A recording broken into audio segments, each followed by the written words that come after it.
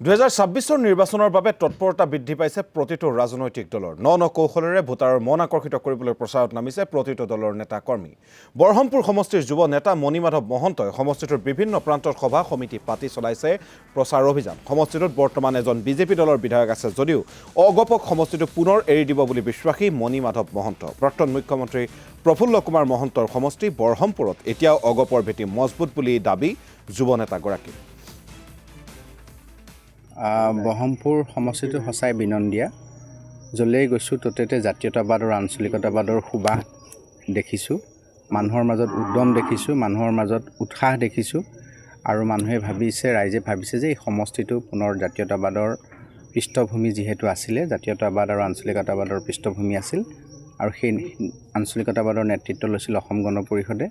সেইকাৰণে পুনৰ এই সমষ্টিটো অসম গণ পৰিষদলৈ উভতি আহিব বুলি স্থানীয় ৰাইজ বৰ উদ্গ্ৰীৱ হৈ আছে আৰু এনেধৰণেই গাঁৱে ভূঞে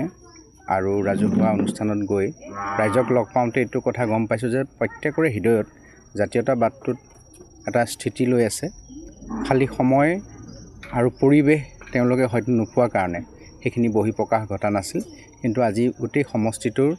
চুকে কোণে জাতীয়তাবাদৰ নতুন এটা ভাৱধাৰা আকৌ জাগ্ৰত হৈছে আমি আশা কৰিছোঁ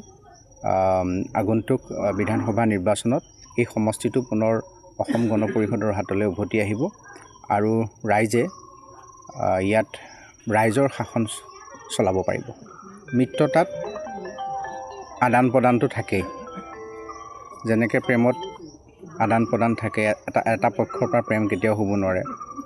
মিত্ৰতাৰ ধৰ্ম আমাৰ সেই মৰমৰ আদান প্ৰদান থাকে আমি যোৱাবাৰ বিশেষ পৰিস্থিতিত প্ৰাক্তন মুখ্যমন্ত্ৰী প্ৰফুল্ল কুমাৰ মহন্ত ডাঙৰীয়া অসুস্থ হোৱাৰ কাৰণে সমষ্টিটো এৰি দিয়া হৈছিলে আৰু এই সমষ্টিটো আমি এতিয়া পুনৰ বিচাৰিছোঁ আৰু সংগঠনটো আমাৰ চুকে কোণে সম্পূৰ্ণ কৰি তোলা হৈছে আমাৰ মণ্ডল আমাৰ আঞ্চলিক আমাৰ বুথ আমাৰ মহিলা পৰিষদ যুৱ পৰিষদ সকলো সমিতি আমাৰ ইতিমধ্যে সম্পূৰ্ণ হৈছে আৰু দলীয় কৰ্মকৰ্তাসকলে অধীৰ আগ্ৰহেৰে